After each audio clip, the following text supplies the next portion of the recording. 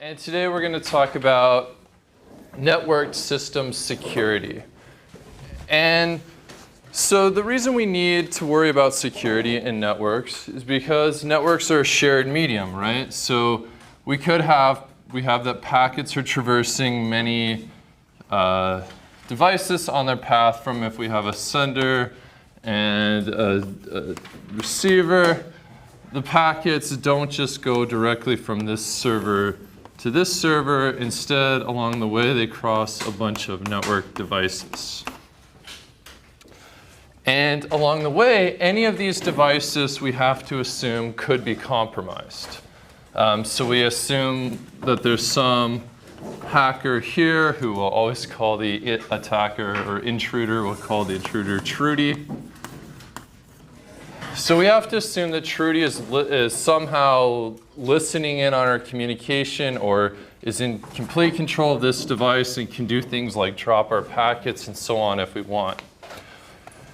And in a network, we've sort of just treated these networks as black boxes, meaning that you put packets in and then the L3 routing mechanisms deliver the packets to the end host, right?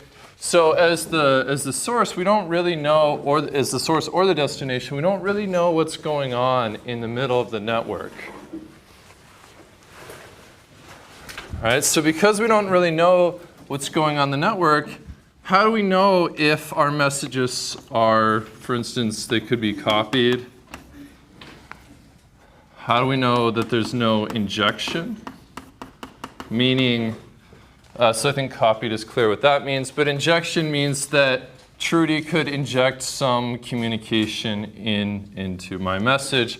So for instance, if I said something like withdraw like $1,000 from my bank account and put it in this other account, Trudy could inject a message saying, okay, actually do that deposit into my bank account instead. This is similar to like a replacement attack. So Trudy could replace or modify my messages to do the same type of thing, to say redirect a bank account withdrawal, or just to convey wrong information in some way. So spoofed. So Trudy could also spoof my traffic, and so she could say, oh, I am Andy, and make people believe that this is coming from me if we don't prevent it. Another attack is an inference attack, meaning that Trudy could infer my messages. Even if she can't directly copy them, she could infer what I'm saying because of the context or so on. So that's another type of attack.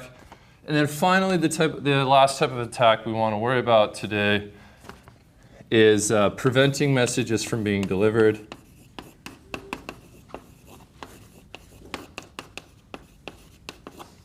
And this is also called the denial of service attack.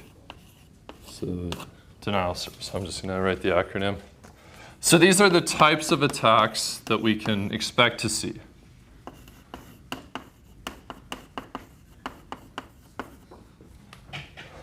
All right. And as to secure our network, we'd like to make it robust to any of these attacks. And again, we're going to assume that any of our devices can be taken over by a hacker and that they can have essentially administrative access to that device. They have full access to that device, all right? So just to give you guys a few examples of why network security is so important and why system security in general is important, is I have several old stories. So these happened many years ago, but there's newer ones as well. So there was this company called Western Digital. I don't think this isn't the hard drive. This isn't like the Western Digital hard drive company. This was an earlier incarnation where they were a telecommunications company. And so what happened is a hacker broke into their database, all right? And he inserted a purchase order for $500,000 worth of Western Digital equipment. And he said, okay, deliver all these telecommunications devices to my house. And so then one day a big UPS truck pulled up and unloaded a bunch of devices, $500,000 worth of equipment. Well, so you have this $500,000 worth of equipment, but now what do you do with that? Okay, you sell it, yeah, right? So, but who do you sell it to? This was back before eBay, and even if you did list it on like eBay or Kijiji or something, there's a good chance you get caught. So what he did was smarter. He actually hacked back into the database and put a purchase order in the database and said, okay, you want to purchase $500,000 worth of equipment, come pick it up at my address. And so the delivery truck came and picked up all this equipment and sold it back to him. And so the first time he had erased the database entries to say, so after the equipment's delivered, he erased the database entries so there was no existence of it and it never got billed to him. All right? But this time he left the order in the database, so he actually got paid the $500,000. And he kept repeating this. So he repeated this for several months until his partner in this hack originally, I guess, got cold feet and decided, okay, I don't want to be involved in this. And he called the police, and the police, informed Western Digital, and they didn't actually believe it. They didn't think that their system was compromised. They looked at their database and said, oh yeah, everything's fine here, looks fine to us. And so the only way that they could prove that, yeah, this attack actually did happen is the police then went to this guy's house and he had like several $1,000,000 worth of equipment sitting around in his apartment or in his garage. All right, so it turned out he then went to jail for this and later became a consultant. So that's actually there are lots of former hackers turned consultants, and we'll talk about that a little bit later. So there's another famous hack was due to a guy called Ken Thompson.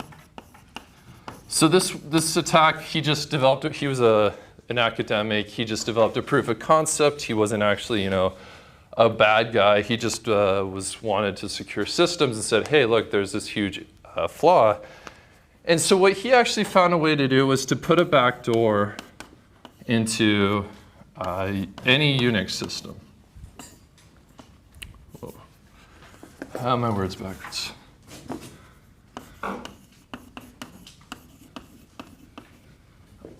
In any Unix system. Now, can someone, I'm not sure everyone knows what a backdoor is, so could someone explain what that is? Okay, Grace? You don't really need to go through all of the regular security details. You just type in a password and it brings you right to, it gives you like admin privilege. Right, so it's some way to circumvent the normal security procedures of a system and then gain full administrative access to it. And so in this case, what he did is he put this backdoor in, and so anytime you logged in, you used your login. I believe he just chose Ken. So if you tried to log in with the user Ken, then you had full root access immediately. It didn't even ask you for a password. And the way he set up this hack was very, very clever. There was no visible evidence of this in the Unix source code whatsoever. All right, so there was no evidence in the code. And so it was basically undetectable because the way he actually went about making this attack is he modified the compiler itself so that anytime the compiler saw that it was compiling the Unix kernel, it would insert this backdoor. And then the compiler also modified the next version of the compiler so that if you use this compromised Unix system to build another Unix system or install Unix on another machine, then that would also have the backdoor installed in it. And so it was this sort of self-propagating backdoor that was very, very hard to get rid of. The only way to get rid of it is to completely wipe your hard drive and reinstall from scratch. But if you have admin access to someone's machines, you can also go in and modify their backup images and all this. So if you have root access to a system, it's extremely hard for the good guys to lock you out of it. All right. So then another example, this is another old example, but there was a Pentagon Tiger team. And the Pentagon Tiger team is the group of hackers who work for the US government and try and break into the US government systems to find security holes and security flaws and so on. So this is back in the 70s, and so they actually put the server sort of Mission Impossible style in a locked room. All right, so the server in a locked room. So they had no physical access to the server. They could only connect in over, I guess back then it might have been Telnet or SSH, but they could only do a remote connection to this machine. And they tried for a few days and found that they couldn't break into this system remotely. However, what they did is they got the server at the time was a digital equipment company.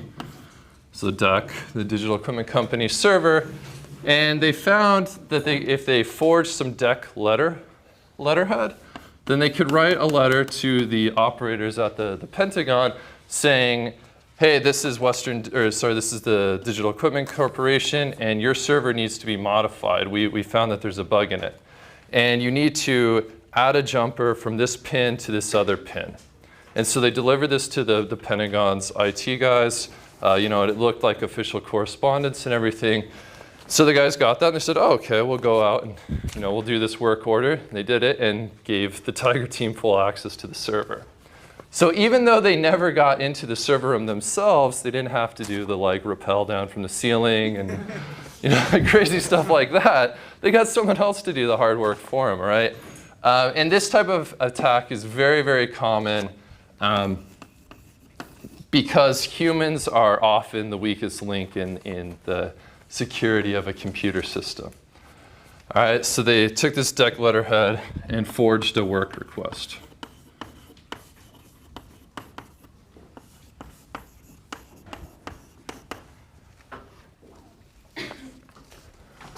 All right, then the final example, this is a more modern concern. All right, so house keys are a form of security where you have a private key, and then the lock on your door is essentially a public key, and we'll get into these things later. So you have your private key, and it should be unique, right, so that nobody else can break into your house. But these keys were designed quite a while ago, and the way they work is they have a bunch of pins that come down in the lock. So I can sort of draw this here.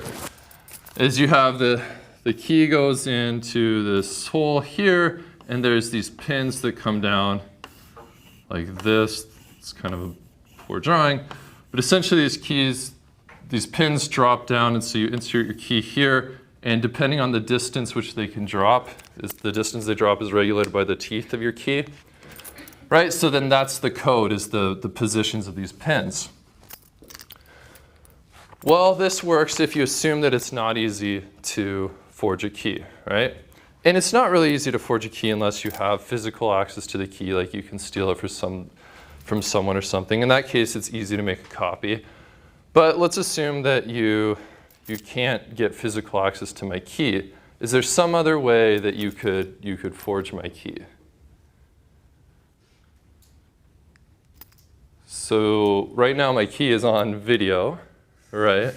So computer vision is pretty good these days. So you could go analyze that video pattern, have your computer zoom in on my key and find the contours of the key, and then give that to some fabricating machine that can then fabricate a key that looks exactly like that, right? So the reason I wanted to tell you guys this example is that it really shows that your assumptions really matter when you're designing a system.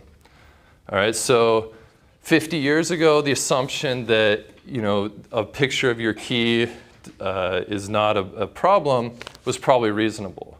But today, with advanced computer vision and very high-end cameras and so on, it is actually possible to forge keys pretty easily. So a team of researchers, I think they were at University of California in San Diego, they took, I think it was from 200 meters, they took a photo of someone's key. Now, granted, they had a big telephoto lens and everything, But from 200 meters, they were able to forge a copy of that key. Now that we understand why network security and system security is important, let's talk about the actual goals. What are the goals of network security? So earlier I talked about the different types of attacks that are possible. And so when we formulate our goals, we'd like to prevent all those types of attacks. So the goal is that despite the presence of malicious parties,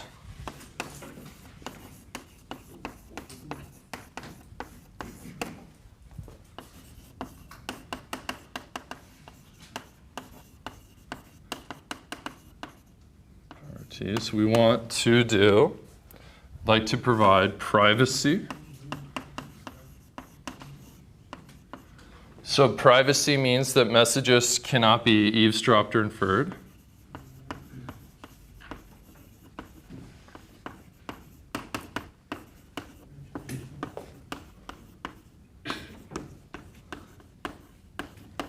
So they can't be eavesdropped or inferred.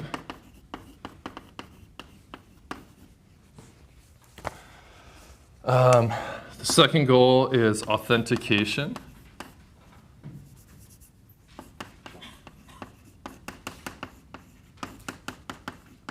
And authentication means that messages should be sent to the right party.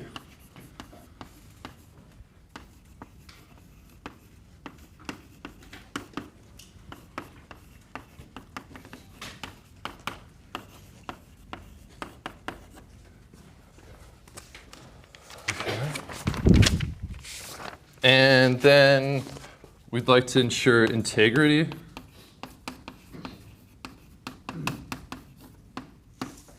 Which integrity means that messages can't be tampered with.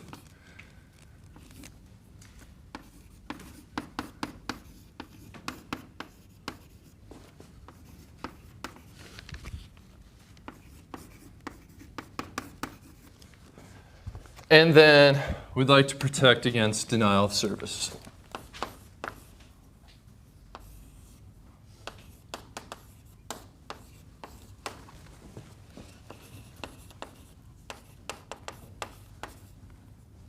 So this means that messages, we'd like to ensure that messages are delivered.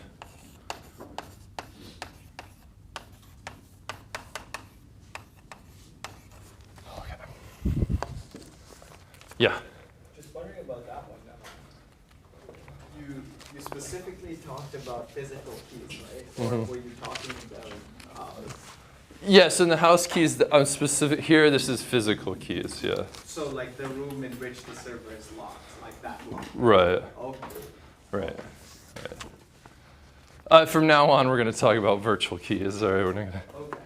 yeah, that's just one example.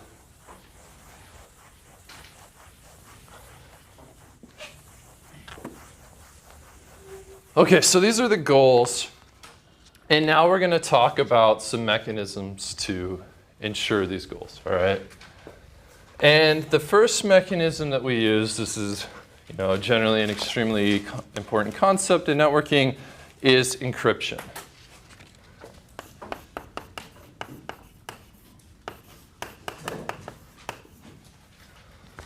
So you guys probably have a general idea of what encryption is. You may not know the specifics. But the idea here is that messages are coded in a way that they cannot be read by people who don't know the secret keys. So the idea here is we encode a message so that only the intended receiver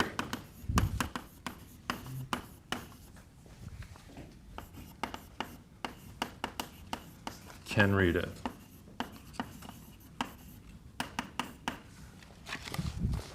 All right, and we're going to talk about a few different ways of doing this. There's many different protocols, and we'll talk about those in a minute. But let me just show you what the setup looks like here. So we'll always talk about Alice and Bob communicating. So we have Alice here. And she has, this is her encryption engine or her computer something. This box represents the algorithm that does the encryption. So let me draw that encryption algorithm.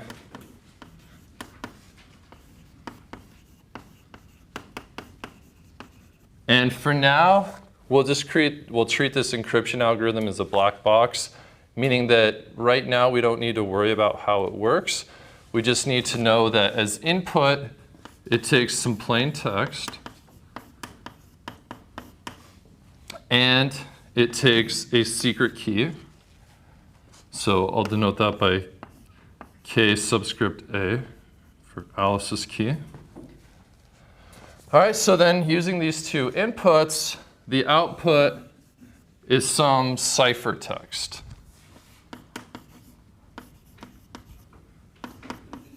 And this ciphertext just means that it's the encrypted text that should only be readable by who she's sending it to, which she's sending it to Bob. And Bob has some decryption algorithm.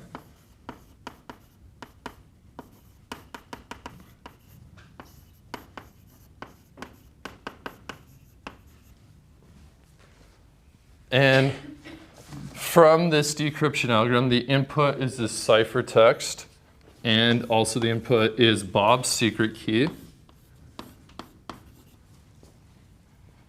And given those two things, he should be able to get the plain text back. All right? Now, throughout our discussion, we're going to assume that there's a third party, our intruder, who can listen in on everything that's sent across this medium, okay? So here we have Trudy, and Trudy is listening in on the communication between Alice and Bob.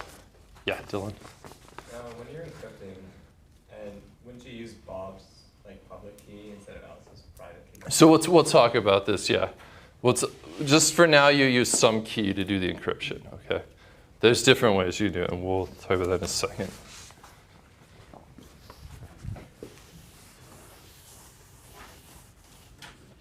All right, so I'm going to give you guys the full details of this, but before we go into that, let's just briefly talk about how secure is encryption.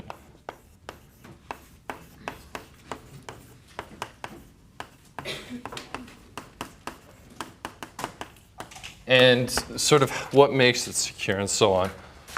So you can think of that to decrypt this, we just need the ciphertext and Bob's private key, or some key that Bob has, a secret key that Bob has. All right, so Trudy has the ciphertext, but she doesn't know this key. So one possibility for her to decrypt this is to guess at the key and try every single different key that's possible, right? All right, so the attacker could try all the possible keys.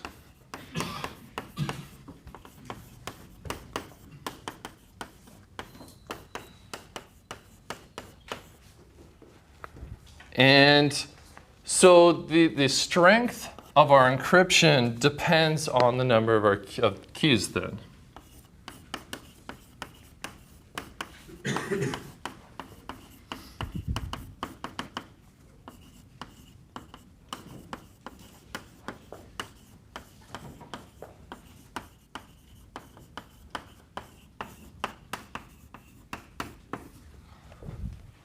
All right.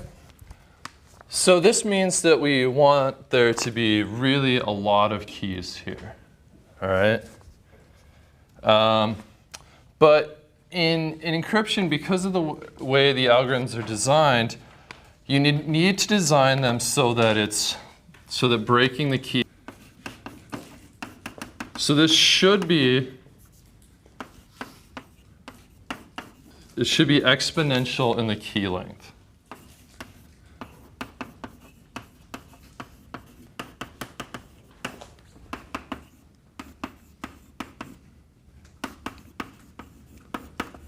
All right, so what I mean by that is if we have a chart here, And across the bottom, this is key size.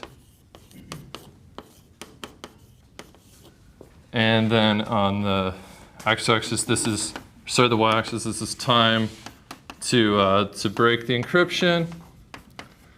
So as the keys get larger, the time to break the encryption should grow exponentially. All right, and as the keys grow, so this is the, I don't have colored chalk today, but this is the time to break the encryption. So let me just label this actually with just time. And then we have another bar here, and this should have linear growth. And this is the time to encrypt or decrypt the message, all right?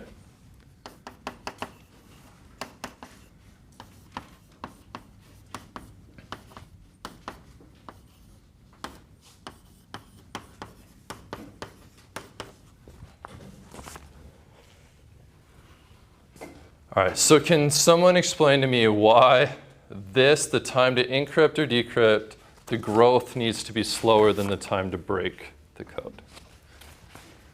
Someone explain that?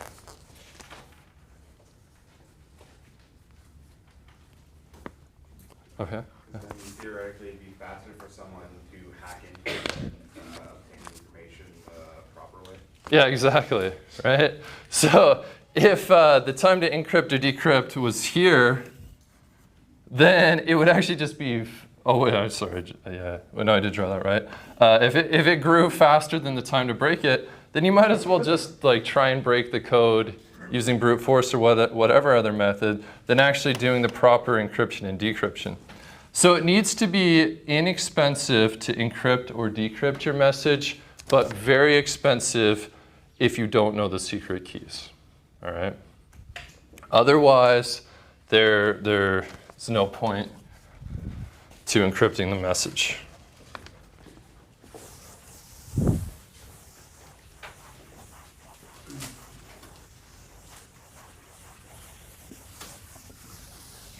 All right. So this brings up the matter of, well then, how practical is encryption?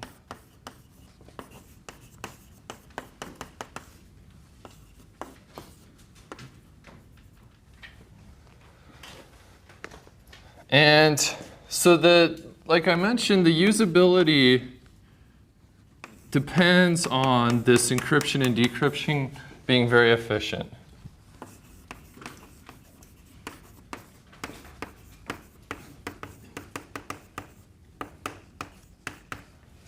So we depend on efficient encryption and decryption.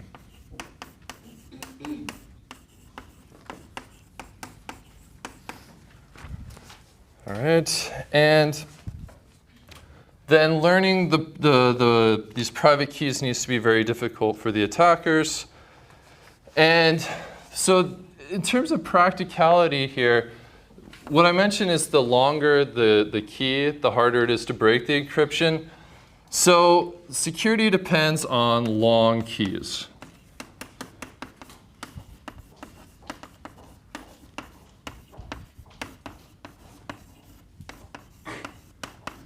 And hard to guess keys. And hard to guess. So, I mean, as an example, if your key is very long, but it's just like an English sentence, then that'd be pretty easy to guess that because you could use a dictionary attack and so on. So it needs to be long and hard to guess, but unfortunately, humans aren't very good at remembering this type of thing, right? We're not good at remembering like 50-digit random strings, right? So this means that there's this trade-off between what we as humans can remember and then the security of our system, as far as like passwords go. And this is why modern systems, so electronic car keys nowadays, they essentially store a very long password for you. They store like a 512-byte password, or sorry, 512-bit password, and this is much longer than you yourself could remember. And so that's your secret key, and it's this very long number, and it's stored just on a little electronic chip to make it easier for you. All right, and the reason we need these long keys is because actually it's not that hard to brute force guess a bunch of passwords. So if we look at some numbers here, so how long does it take to do a brute force attack on a password? So if we have the time to check,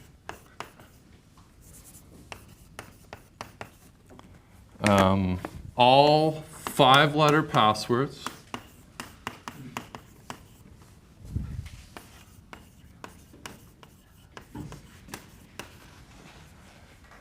and let's assume for now that we're only using lowercase letters.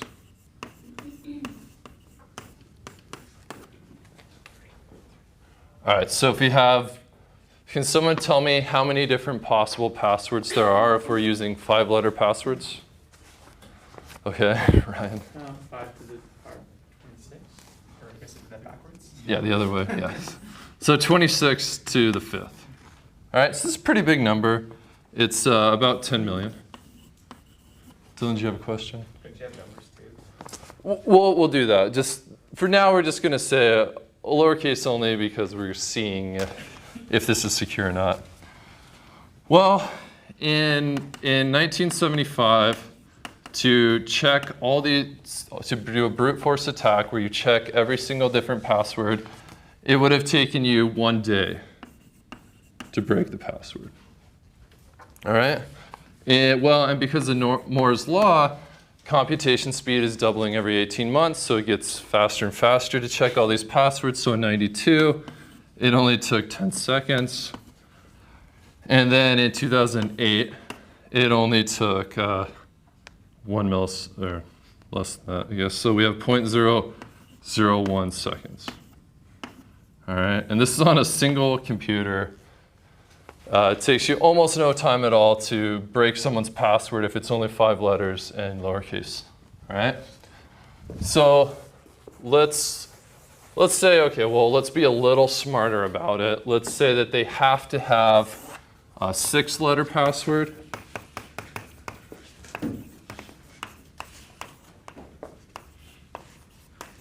And let's require that they have an upper, a lower, a number in there somewhere,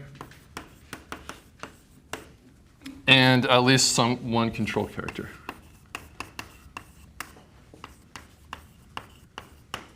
All right, so now we have an alphabet size of 70, and our password length is 6, so we have 70 to the 6th possibilities for passwords. And this is a lot bigger number. It's now about 600 billion. Okay, well, in 1992, to check all these passwords, well, first of all, let me say, in 1975, it would have been impractical to check all these passwords. Right? It would have taken you probably hundreds of years. However, computation speeds had increased a lot by 1992, and so it would only take you 6 days.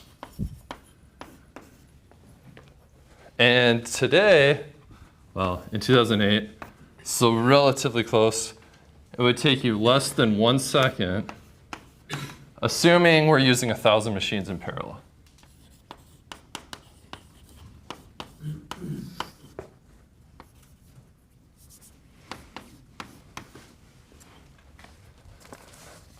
All right, and so this is actually a problem because nowadays using cloud computing, you can get 1,000 machines very inexpensively. You can actually go rent about 1,000 PCs from Amazon for only hundreds of, or even tens of dollars per hour. So you can get all these different PCs and then brute force check passwords and crack even, 6 letters is the minimum for most websites. So you could crack that in less than 1 second. All right. So make your passwords long and insert some randomness in there is the takeaway from this. And also it indicates that we need things a lot longer than 6 letters, right? We need things that are many, many letters. And so this is what we'll do with, we're going to talk about private key and shared or public key encryption next, but let's take a break first. All right, so we're going to now go over cryptography.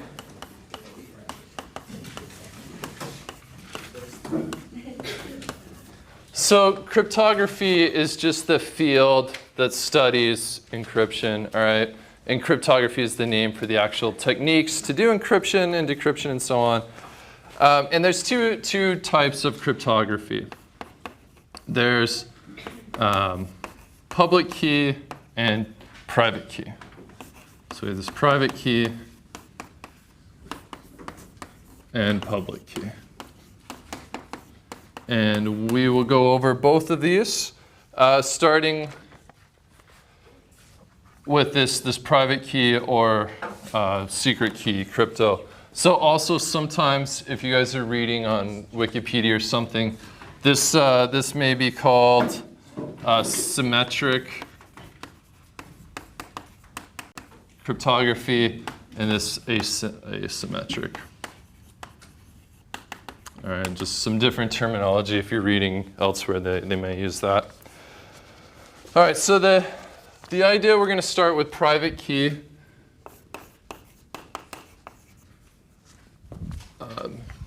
Actually, let me change my name here a little because we're going to have, let me call this secret key. Because then we'd be using private too many times, and you'll see why. So secret key crypto. The idea here is that there is a single private key that's shared amongst Alice and Bob. So we have a single private key for encryption and decryption.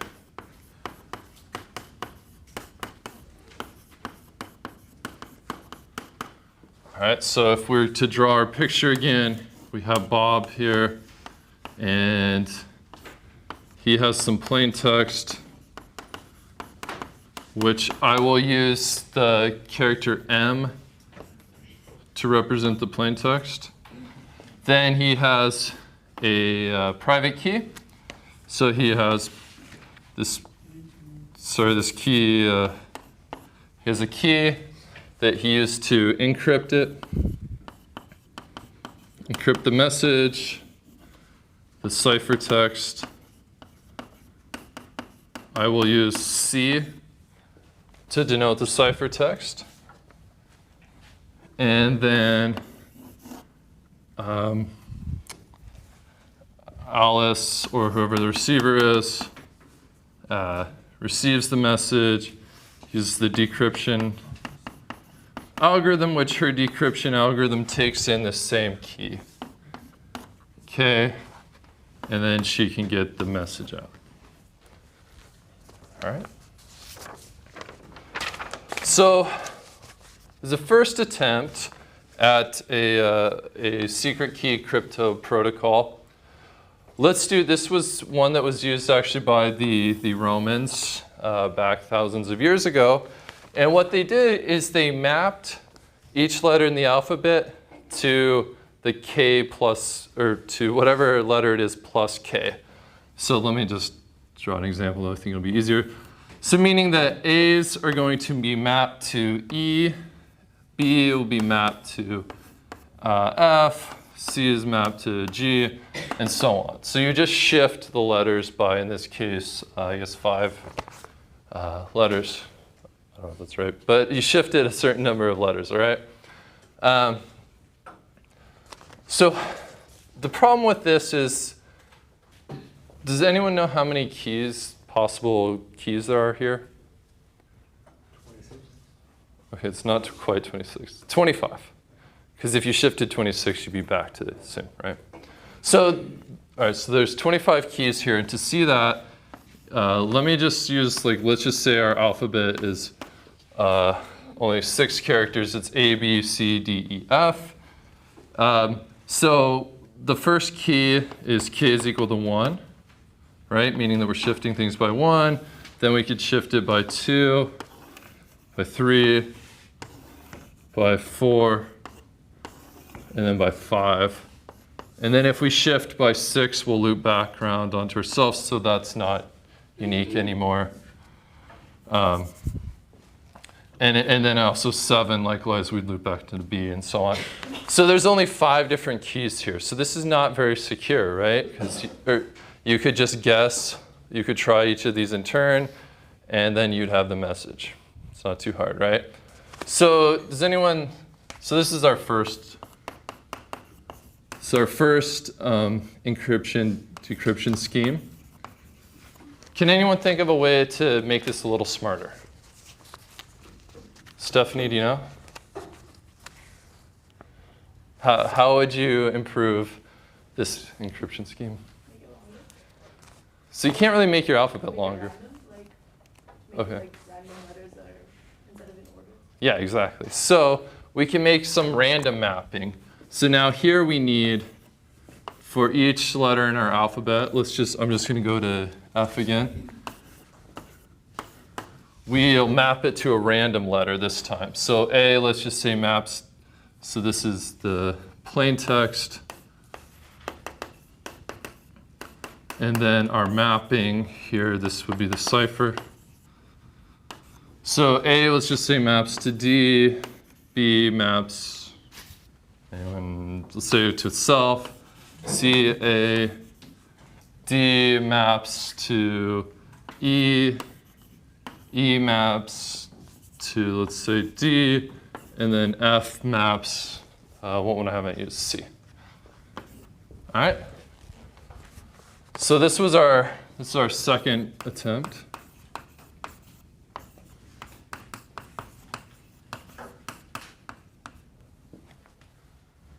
So can someone tell me how many keys there are now? Yeah, exactly. So it's 6 factorial. So in general, so the number of keys. And in general, the number of keys would be the length of your alphabet. So length of alphabet.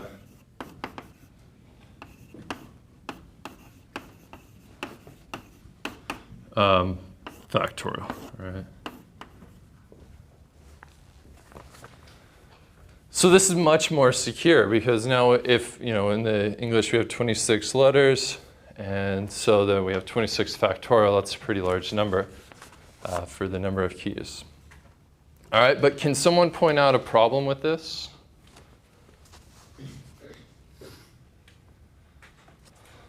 Victor, did you have? Yeah, so how are we going to deliver the encrypted the key to the receiver? Okay, so that's one problem, is that both parties have to know this key, right? They have to know this mapping. All right, so both parties have to know the key.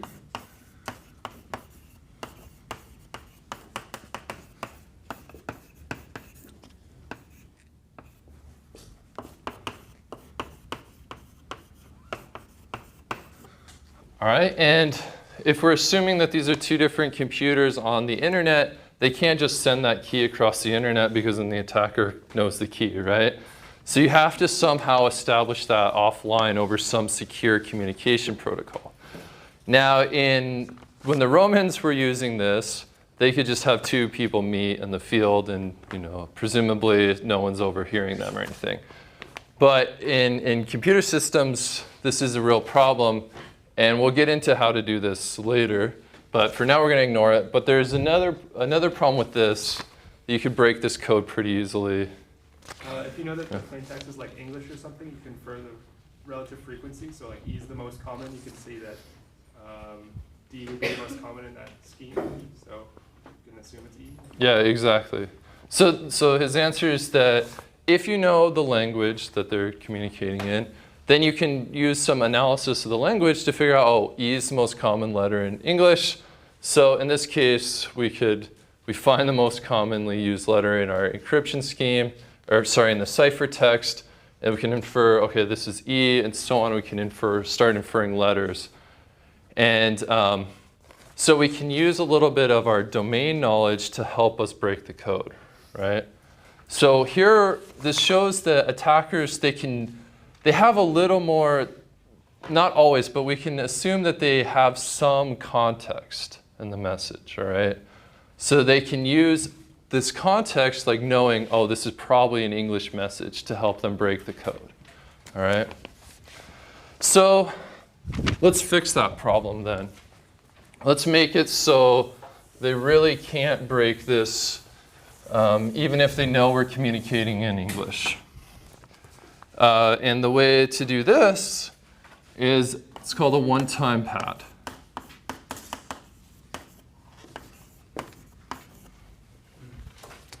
All right, so a one-time pad is just a random sequence of bits.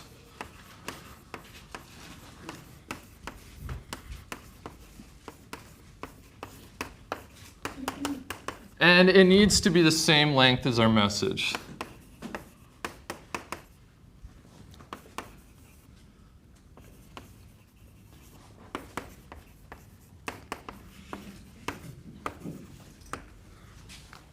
All right, so we have M, and let's assume that M is some bit string. All right, so we have a bunch of bits that make up M. Then we have our one-time pad, which I'll use P for. And our one-time pad is a string of random bits. We're assuming both parties know it.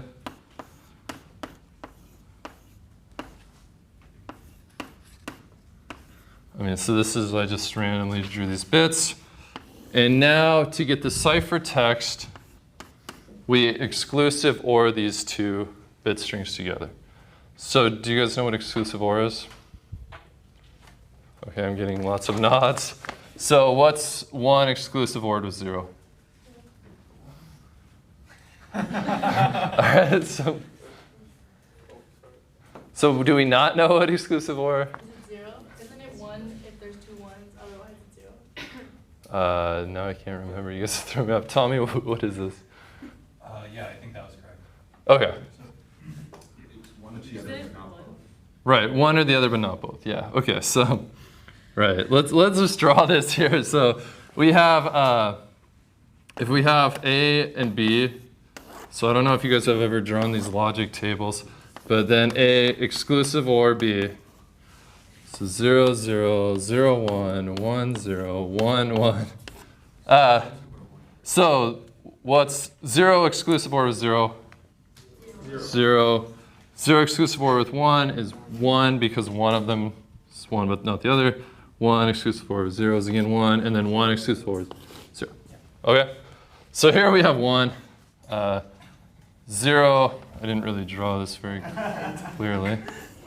Sorry about that. It's probably less clear.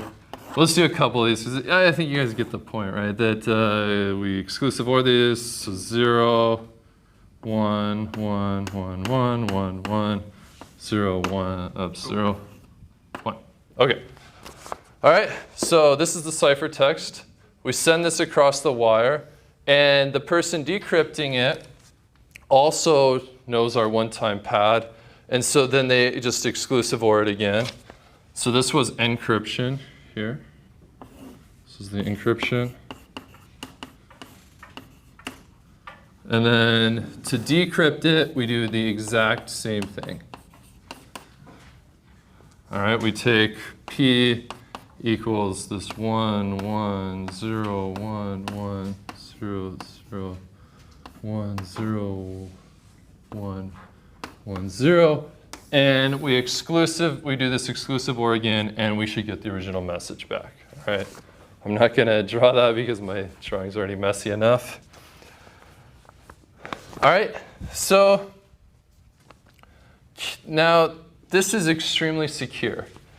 And can someone give me an idea as to why this is so secure? All right, Clarence. Since the P's are predetermined? It's not because the P's are predetermined. I mean, in that case, we had our encryption, like the key was already predetermined. All right. Ishwinder? Is it because it only works one time? Right. Okay, so that's one reason is that for this to be most secure, you should only use it one time. You should use it's a one-time pad, use it once, then you never use it again. All right, so you're using your key only once. But really, the reason that it's so secure is because the key length is the same length as the message. All right? So meaning that if our message, we have M here is our message, our one-time pad, they're the same length.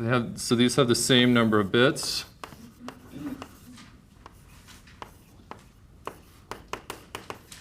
And because they have the same number of bits, that means how many keys do we have? Is our alphabet size, so in this case 2 because 0 or 1, 2 raised to the size of the message. All right? But at the same time, this is also impractical because one, you have the issue of exchanging the keys, but two, you have the problem that this one-time pad, your key here is very long. All right? It's the same length as your message. So if your message is 10 gigabytes, that means your one-time pad also needs to be 10 gigabytes. All right? That's not very practical for most purposes, right? You're not going to exchange 10 gigabyte long keys. So there's a way to fix this. And this is standardized in an algorithm called the data encryption standard. So here we have, this is, everyone essentially just calls this by its acronym, which is DES or DES. It stands for the data encryption standard.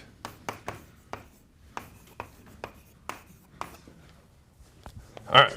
So the way that DES works is that it's similar to a one-time pad, but here our key, rather than being the same length as our message, will only be 56 bits. So the key is 56 bits.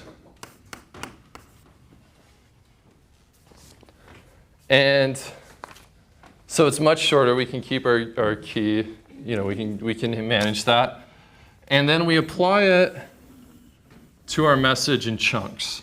So if this is M, then we encrypt the first 56 bytes, and then the next 56 bytes, and so on. So we split it into these chunks of encrypted parts. All right? But there's a really subtle issue here that makes this, if we just did this, it would make it very insecure. And the reason why, so let me call these, this is ciphertext part 1, ciphertext 3, 4, 5, so on. The reason why is because part of our message might be able to be inferred, especially at the beginning of the message. Because what's the standard protocol for communicating with a web server? HTTP, right? So HTTP has a header that's well known, right? So it starts out like HTTP 1.1 and so on.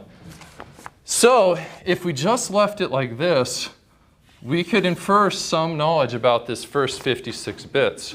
We say, oh, if this is HTTP, then the header should look like this, and we can get part of the key, right? So the way that the DES handles this is it then scrambles these chunks and moves them into random positions like this. And it has some way of scrambling these so that the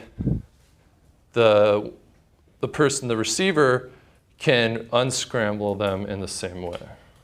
All right? And you can do multiple rounds of this scrambling. So you mix them up, reapply DES, then mix them up again, and you can do this multiple times.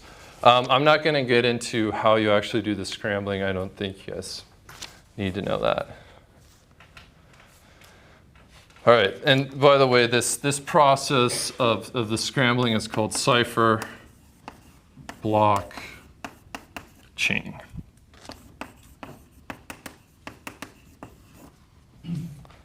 All right, so any questions on secret key cryptography? Yeah, Ishwinder. So basically what you do is just divide the message into different parts and apply a different key to each one, or You apply the same key, right? So I guess it was a little unclear. So here, this would be made using our message and whatever our key is. And the same, this is message part 1. And then here would be message part 2 and the same key. Okay. okay. So in total, how many bits do you have for this key? The key, at least in DES, is 56 bits. And so that's why if our message is longer than 56 bits, that's why we have to apply it to the first 56 bits and the next 56 bits, and so on. All right, any more questions on that? Yeah. Not sure if I'm on the right track, but I was thinking instead of scramble reposition, why can't you just write some comment code before the actual code? So that way. Okay, yeah, so the question's like, why can't you just add like a comment or some garbage to the beginning? And that could work. I guess the thing is the length of your comment or whatever random bits would have to be random. Length would have to be random. And yeah, I mean, I guess that could work, but then both the protocol would have to take that into account as well, that there's comments and stuff in it. And every implementation would have to do it. All right, so it's just sort of easier to build that into the encryption protocol than rely on the application layer to do it. Okay. All right, so let's move on to public key cryptography.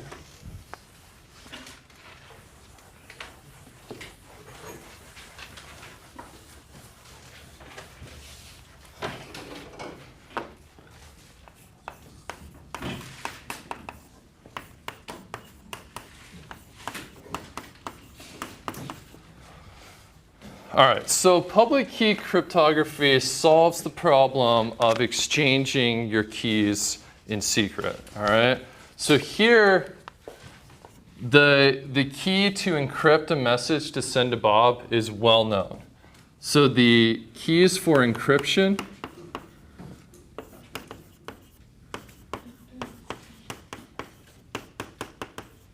are public. However, the keys for decryption are private.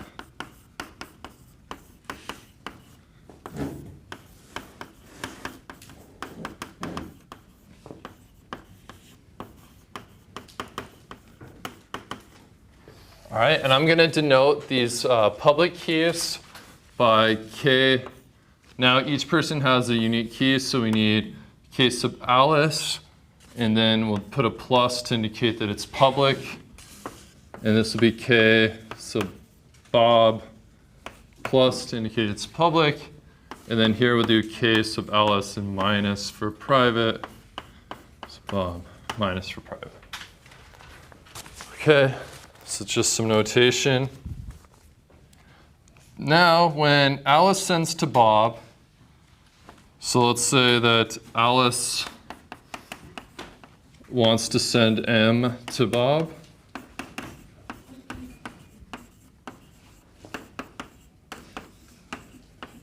So to get the ciphertext, she does that our ciphertext is equal to applying Bob's public key to the message.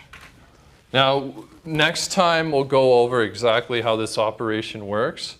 But for now, just think of it as a function that we have this private key and we're applying it to the message somehow. All right. And now Bob can then decrypt the message by applying his private key to it. So we have that now the original message should equal Bob's private key applied to a message encrypted with his public key. All right. So we have to have this. This has to hold.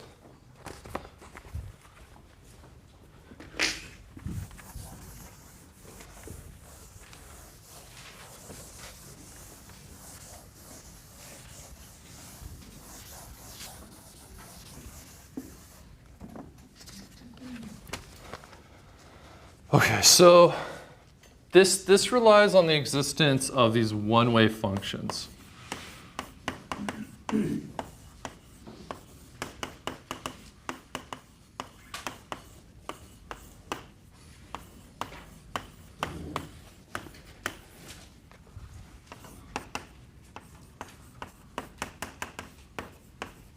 So what do I mean by a one-way function? I mean that it only, once you have the result of that function, you can't reverse it. So it's a function that only goes this way, right? It only goes to the right. You can't reverse it. If you have, well, let me do m to the cipher. If you know C, you cannot apply the same function or the inverse of the function to get it back to m. So example, so multiplication, for instance, is a reversible function, right? If we have m times c, if we just know this number, we can get m by dividing by c, right? So it's an invertible function. Our cryptographic functions cannot be invertible, all right? It should be that the only way to find the message, if you only know C, is to try every possible key, all right?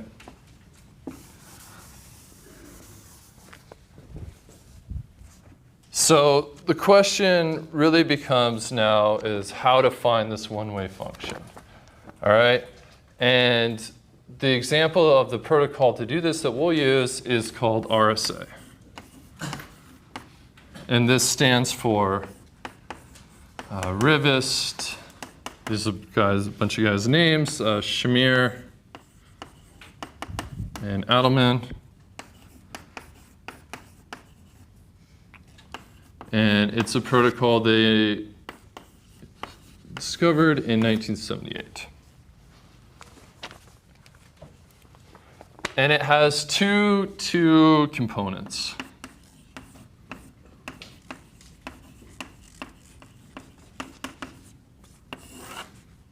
All right, we have the choice of the public key and the private key.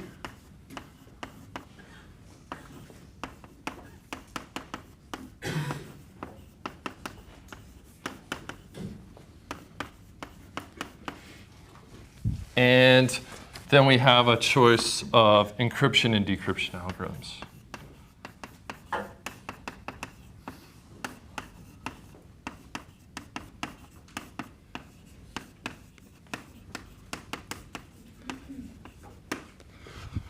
Okay, so we'll cover those two components of RSA.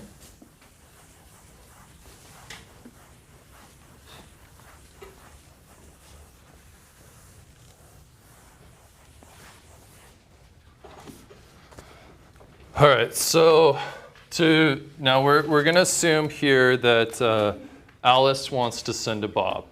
So we need to know Bob's going to compute its public and private keys. So to choose its private, so Bob needs to choose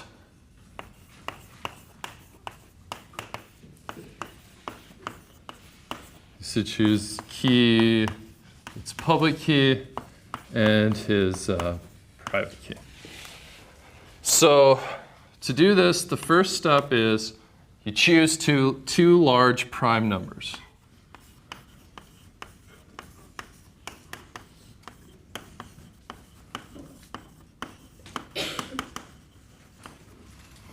All right, so we'll say P and Q. So what I mean by large here, typically today they're on the order of 10 to the 24 bits. So these are pretty large prime numbers. And then we compute their product. So we compute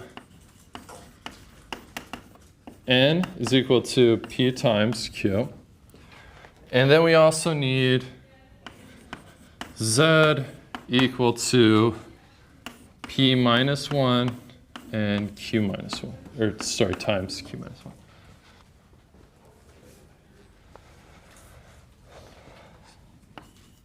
So I want you guys to know that just for right now, I'm just going over the algorithm, and then we don't have enough time today to show exactly how it, why it works, and we'll do that next time. But today we'll get through how the algorithm actually proceeds. All right, so then you choose a number.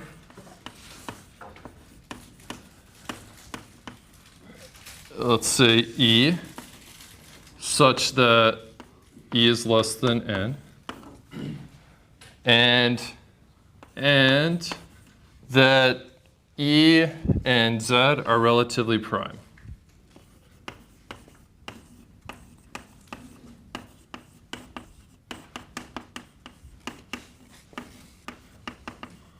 So if you haven't heard this term for a while, relatively prime, it just means that they have no common factors other than 1. All right.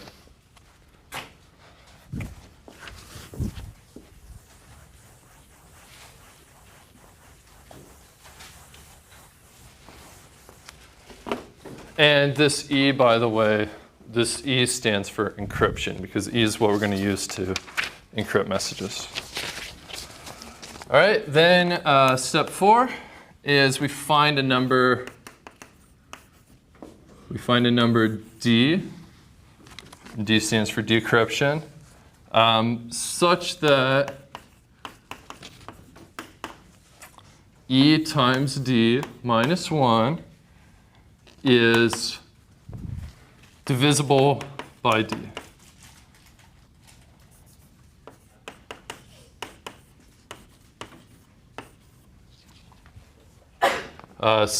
Sorry, I meant said there. That doesn't make sense.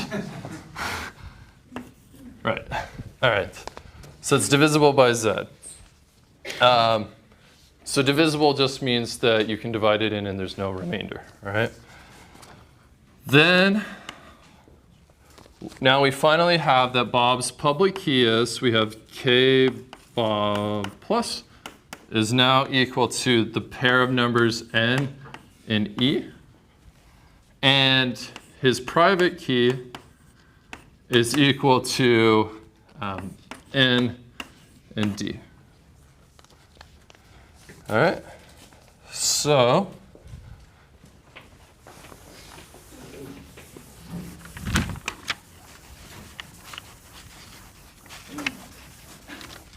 now to encrypt a message, so Alice wants to encrypt a message to send to Bob. So Alice has M. She wants to send M to Bob.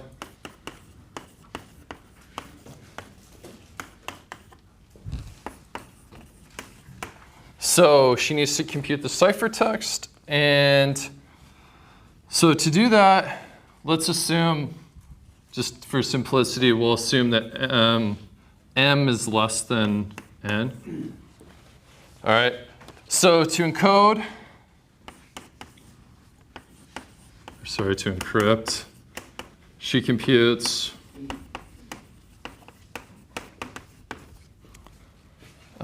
M to the E, and the remainder when M to the E is divided by N.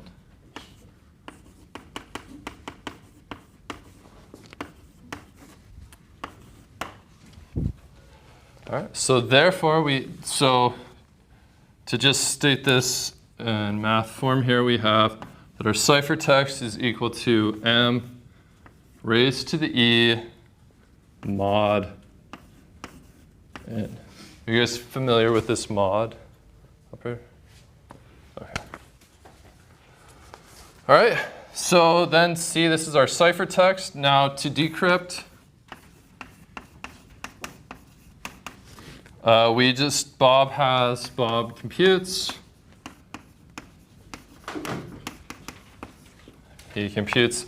The message is equal to the ciphertext raised to D, his secret key, his decryption secret key, mod N. All right. So this is how the protocol works. You can run through examples now, but you have no idea like why this works unless you've taken a different course. So next time we'll go over just at least the intuition behind why this works. To really understand it, you need to know a little bit of number theory, but we'll explain that next time.